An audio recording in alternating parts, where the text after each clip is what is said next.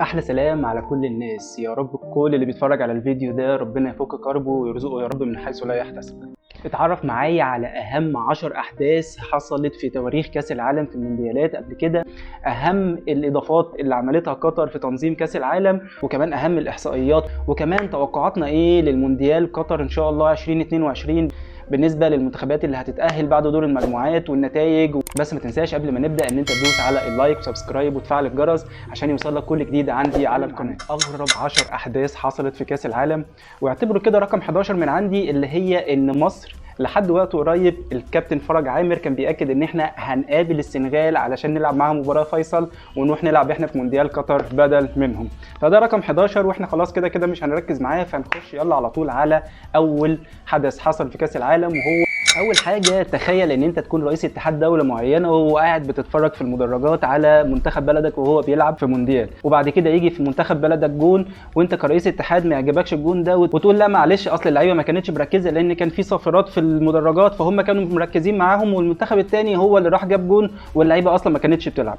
ده بالظبط اللي حصل في مونديال 82 مع دولة الكويت لما كانت بتلاعب منتخب فرنسا، وكان رئيس الاتحاد الدولي ساعتها لمنتخب الكويت هو الشيخ فهد الأحمد، وساعتها نزل فعلا لأرض الملعب واتكلم مع الحكم وقال ان الجون ده المفروض ما يحسبش عشان اللعيبه ما كانتش بتلعب. وبعد ما نزل الشيخ فهد الأحمد للملعب قدر فعلا ان هو يقنع الحكم ان لعيبه الكويت ما كانتش بتلعب وان الجون ده المفروض ما يتحسبش، وفعلا نجح ان هو يقنع الحكم والهدف اتلغى. وبعد كده قرر الاتحاد الدولي ان هو يغرم الكويت $11,800، غير ان هو وقف الحكم نفسه طول المونديال ان هو ما يحكمش اي مباراه تاني. تاني حاجه، وكان في مونديال السويد سنه 58 لما قدم اتحاد ايرلندا الشماليه طلب للفيفا ان هو مش عايز يلعب مباريات دور المجموعات يوم الاحد، لان كان في 6 لعيبه كانوا متدينين وبيروحوا يوم الاحد الكنيسه وما كانوش بيرضوا ان هم يلعبوا الماتشات في اليوم ده. لكن الفيفا طبعا رفض الطلب اللي هم طلبوه ده، وفعلا لعبوا الماتشات بتاعتهم يوم الاحد في دور المجموعات. الغريب بقى في الموضوع ان هم كل الماتشات اللي لعبوها في دور المجموعات يوم الاحد كسبوها، وبعد ما عدوا دور المجموعات لعبوا الماتشات بتاعتهم في غير يوم الاحد بالست لعيبه اللي هم كانوا متدينين وبيروحوا الكنيسه. الغريب ساعتها ان هم اتغلبوا. رقم 3، لو فاكر ان السياسه ملهاش علاقه بكره القدم اسمع القصه الغريبه دي. في لعيب اسمه لويس مونتي كان اول واخر لعيب في تاريخ كاس العالم ان هو يلعب لمنتخبين في نهائيين ورا بعض. سنة 1930 لعب مع منتخب الأرجنتين وخسر النهائي، بعدها جابوا الفاشية اللي هو موسوليني رئيس إيطاليا في الوقت ده وخلاه ياخد الجنسية الإيطالية ويلعب مع منتخب إيطاليا في نهائي كاس العالم سنة 34، بس قدر ساعتها ان هو يكسب كاس العالم ساعتها بعد ما خسروا مع الأرجنتين في سنة 1930. رقم 4، اتعرف معايا على اشرس واعنف مباراه اتلعبت في تاريخ كاس العالم، كانت بين هولندا والبرتغال في مونديال 2006. المباراه دي كانت في الدور الثاني بعد المجموعات وشهدت 16 بطاقه انذار و4 بطاقات حمراء. 9 بطاقات صفراء كانت من نصيب البرتغال و7 من نصيب هولندا، ده غير بطاقتين احمر هنا وبطاقتين احمر هنا. ورغم كل البطاقات دي ان الفيفا ادانت الحكم الروسي فالنتين ايفانوف ان هو كان ضعيف شويه في اداره المباراه، امال الفيفا كانت عايزه منه اكتر من كده، يوديهم الاسم. رقم 5، ودي غريبه جدا، ان في واحد رجع من الموت حرفيا وسجل جون. اللعيب ده اسمه خوان اوبريج، بيلعب في منتخب الاوروجواي، كان في مونديال 54 وكان ساعتها مشارك في المباراه دي كبديل عن لعيب تاني كان بيلعب اساسي. كان الاوروجواي بيلعب المجر وساعتها المجر كانت غالبه 2-0، وتمكن اللعيب خوان اوبريج ده ان هو يسجل الهدفين اللي تعادل بيهم الاوروجواي.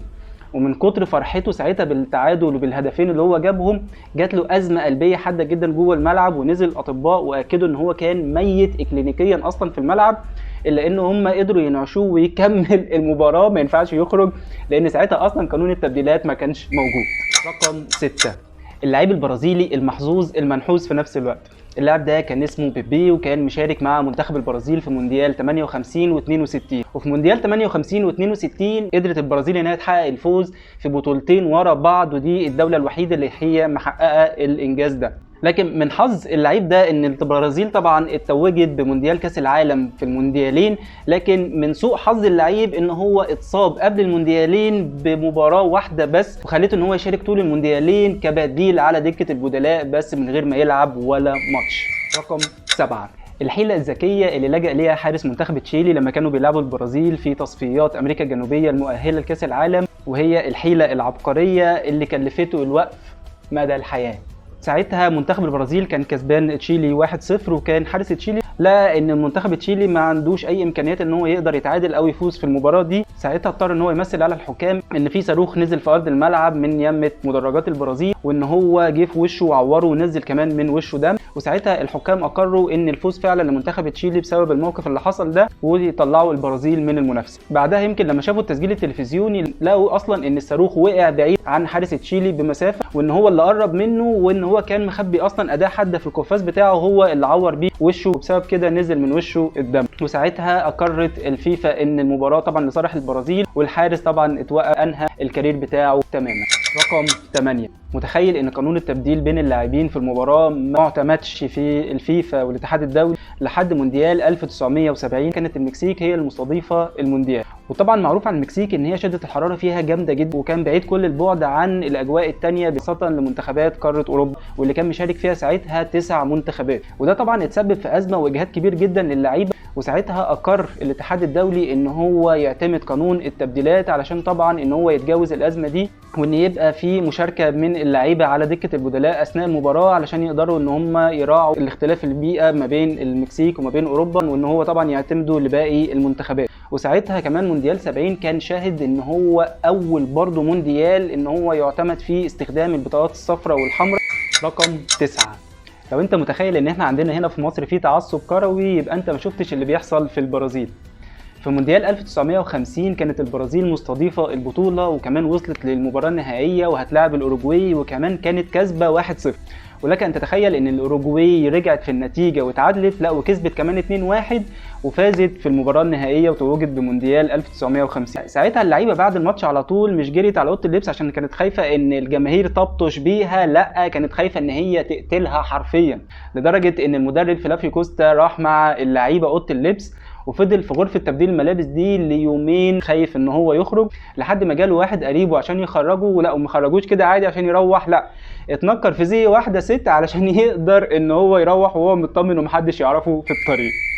رقم 10 والاخيره واللي انا من قلبي بشكر فيها الاتحاد الدولي الفيفا انها حصلت، وده كان في مونديال 1950 وكان انسحاب منتخب الهند من المونديال. وبالمناسبه الهند كانت وصلت بسبب ان المنتخبات اللي معاها في المجموعه كانت انسحب، مش هي لعبت وكسبت وراحت المونديال، فانسحب منتخب الهند بسبب ان هو قدم طلب للفيفا والفيفا رفضه مشكورا تاني. وكان طلبهم بسيط جدا، وان هم كانوا فاكرين ان هم بيلعبوا كره القدم من غير احذيه، يعني هم كانوا رايحين يلعبوا مونديال كاس العالم سنه 1950 في البرازيل، بس ما كانوش معاهم الاحذيه الرياضيه اللي هم كانوا هيلعبوا بيها الماتشات، فطلبوا من الفيفا ان هم يلعبوا حافيين، لكن الفيفا الحمد لله رفض عشان ما نشوفش ناس بتطير في الملعب زي اللي بيحصل في الافلام عندهم. وخليني بعدها اعرفكم على اغرب 10 احصائيات حصلت في تاريخ كاس العالم برضو، ونبتدي فيهم. رقم 1.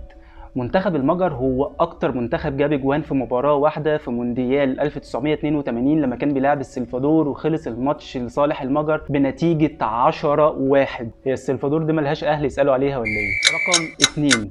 منتخب هولندا هو اكتر منتخب وصل لنهائي كاس العالم بعدد 3 مرات وما فازش ولا مره، عشان كده لقبه منتخب هولندا بان هو احسن منتخب في العالم لم يتوج باللقب. رقم 3.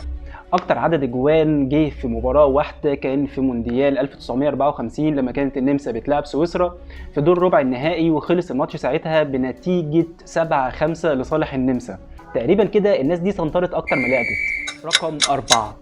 ما فازش ولا منتخب في تاريخ كاس العالم كان تحت قياده مدرب اجنبي، وما فازش اي منتخب بكاس العالم بره قارتي اوروبا وامريكا الجنوبيه.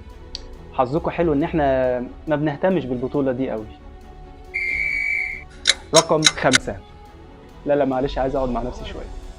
تعتبر جنوب افريقيا هي الدوله المستضيفه الوحيده اللي خرجت او ودعت مونديال كاس العالم من دور المجموعات. رقم 6. يعتبر اللاعب الانجليزي جيوف هورست هو اللاعب الوحيد اللي سجل هاتريك في المباراه النهائيه لكاس العالم لما توجت انجلترا في مونديال 1966. رقم 7. يعتبر اللاعب الروسي أوليغ سالينكو هو اللاعب الوحيد اللي محتفظ بالرقم القياسي لأكتر لعيب جاب عدد اجوان في ماتش واحد، وكانوا 5 أهداف في مرمى منتخب الكاميرون في مونديال 1994. رقم 8. في احصائيه غريبه في تاريخ كاس العالم، وهي بتقول ان اللعيبه اللي بتحمل التيشيرت رقم 9 هم اكتر لعيبه بيسجلوا في بطوله كاس العالم، تاليهم على طول اللعيبه اصحاب القمصان رقم 10. رقم 9 شارك منتخب هولندا في بطوله كاس العالم 14 مره، وخلال ال 14 مره كان دايما معاهم لعيب باسم فان. رقم 10 في احصائيه مشرفه جدا باسم الالماني فرانس بيكن باور والبرازيلي ماريو زاغالو، وان هما الاثنين الوحيدين في تاريخ كاس العالم اللي توجوا باللقب كلاعيبه وكمان كمدربين. في الاخر عايز اقول لكم على كام نقطه كده يمكن ميزت قطر السنه دي ان هي تستضيف مونديال كاس العالم. اولهم ان هي اول دوله عربيه بتستضيف المونديال، طبعا ده بعد ما هي طبعا واجهت مشاكل كتير في تهم ان هي رشت الاعضاء بتاع لجنه الفيفا علشان تقدر تاخد الملف المونديال بتاع 2022، واتهامات تانية كمان ان هي كانت بتستنزف العمال او بتستعبدهم عشان تعمل الانشاءات الخاصه بالمونديال. الا ان انا بدعم قطر جدا في استضافه المونديال ده، وبشوفها ان هي مميزه جدا في كل اللي عملته، لان هي بصراحه انا شايف من الحاجات المشرفه والمميزه جدا في المونديال ده ان قطر حافظت على تعاليم ديننا الاسلامي، وان هي القواعد بتاعه ديننا الاسلامي بدايه من ان هي حظرت دخول المثليين للمونديال من اي دوله مهما كانت، غير انها كمان قيدت شرب الكحوليات على الاجانب كلهم انها تبقى في اماكن مغلقه وليس في الاماكن العامه قدام الناس كلها. غير كمان ان هي عملت ابلكيشن بباركود، الباركود ده بيعرف الناس ايه هو ديننا الاسلامي وايه هي التعليم بتاع ديننا الاسلامي. وكمان عملت في كل اركان الاستادات المستضيفه لكاس العالم بتبقى عباره عن زي بانرات فيها احاديث نبويه شريفه بتتكلم عن سماحه الاسلام وحب وعمل الخير. عشان كده انا بدعم قطر جدا في استضافه المونديال ده، وشايفها ان هي واجهه مشرفه للعرب وللمسلمين في المونديال. ويمكن من ابرز دور التكنولوجيا كمان اللي هي يمكن وفرتها قطر في المونديال ده وهي فكره التبريد ده اللي هو زي التكييف اللي متركب في بيتنا وانت بتتحكم في درجه حرارته بالريموت، هو دي كمان اللي عملته قطر بالظبط في كل الاستادات المستضيفه لكاس العالم، ان هي بتتحكم في درجه الحراره، نظرا طبعا لان الاجواء الاوروبيه مختلفه عن الاجواء اللي موجوده هناك في قطر، واللعيبه عشان ما يحصلهاش اي اجهادات من درجه الحراره عملت موضوع التبريد ده ان هي تقدر تبقى متحكمه في درجه الحراره سواء في الاستاد او في اماكن التدريب بالنسبه للعيبه وبالنسبه للجماهير. ومن الحاجات الرائعه كمان اللي خصصتها قطر بعد مونديال كاس العالم لما ينتهي ان هي هتفك حوالي 17,000 مقعد من كل الاستادات المستضيفه لكاس العالم عشان بعد ما يخلص توديها للدول الناميه عشان تقدر ان هي تطور من البنيه التحتيه الرياضيه ليها. ال 17,000 مقعد دول ممكن يكفوا يعملوا لحد 22 ملعب. غير ان كمان قطر اثبتت ان هي معتزه جدا بتراثها العربي في شكل تصاميم الاستادات اللي هي هتبقى مستضيفه لكاس العالم ان شاء الله. وعشان كده لو بصينا بصه على شكل الاستادات من بره هنلاقي كذا استاد فكره التصميم الرئيسيه ليها وهي عباره عن اشكال اصيله من التراث العربي ومن التراث القطري كمان، زي مثلا استاد البيت، واستاد البيت ده اللي هو على شكل خيمه عربيه كبيره وده طبعا باين في التصميم بتاعها جدا. وكمان استاد الجنوب اللي هو على شكل أشرعة بتاعة المراكب التقليدية بتاعة زمان، وكمان استاد الثمامة اللي هي على شكل الطاقية اللي بتتلبس تحت الغطرة والعقال. ده غير كمان ان في فكرة استاد غريبة شوية واسم الاستاد كمان اغرب منه، الاستاد اسمه 974. ولو تلاحظ ان شكل الديكور الخارجي للاستاد هو عبارة عن حاويات الشحن بتاعة المينا، وده مقصود لان بعد المونديال ان شاء الله هيتم تفكيك كل الاجزاء بتاعة الملعب ده وهيتم الازالة بتاعته وهيبقى منشأة عامة عادية، فعشان كده استندوا للديكور ان هو يبقى حاويات شحن عشان يبقى سهل الفك والتركيب. ويمكن قصه تسميته بالرقم اللي هو 974 ده كانوا قاصدينه لان طبعا بما ان حاويات الشحن دي الحاجات اللي داخله واللي خارجه من قطر، ف 974 ده هو رمز الاتصال الدولي لدوله قطر. اخر بقى واغرب معلومه ممكن تعرفها هتحصل في مونديال قطر 2022، وان هو هيبقى المونديال الوحيد في تاريخ كاس العالم اللي ممكن يسمح للجماهير انها تحضر ماتشين في يوم واحد، وده طبعا نظرا لان مساحه قطر الجغرافيه صغيره جدا، غير ان اقصى مسافه بين الاستادات هي عباره عن 55 كيلو بس. عشان كده المونديال ده ممكن يبقى مميز جدا بالذات للجماهير بسبب الخاصيه دي. واخيرا بقى خلينا كده نشوف جدول المجموعات بتاع كاس العالم ونتوقع مع بعض ايه هي الدول اللي هتصعد من دور المجموعات، وخليني اقول لكم انا توقعي ايه. المجموعة الأولى أعتقد إن هولندا، وكنت المفروض إن أنا أقول الإكوادور، لكن هتعشم إن شاء الله إن قطر ممكن تعمل حاجة وتبقى هي المنتخب الثاني اللي يصعد مع هولندا من المجموعة الأولى. المجموعة الثانية اعتقادي هتبقى إنجلترا وويلز. المجموعة الثالثة توقعي الأرجنتين وبولندا. المجموعة الرابعة هتبقى فرنسا والدنمارك. المجموعة الخامسة اسبانيا والمانيا، رغم ان المانيا مستواها مهزوز شوية، لكن كوستاريكا واليابان المانيا هتبقى كعبها عالي عليهم. المجموعة السادسة هتبقى بلجيكا وكرواتيا. المجموعة السابعة البرازيل وسويسرا. المجموعة الثامنة هتبقى البرتغال واوروجواي.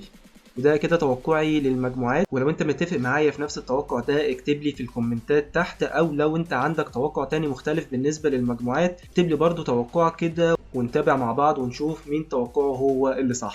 وخير الختام الصلاة والسلام على رسول الله وعلى آله وصحبه أجمعين. سلام.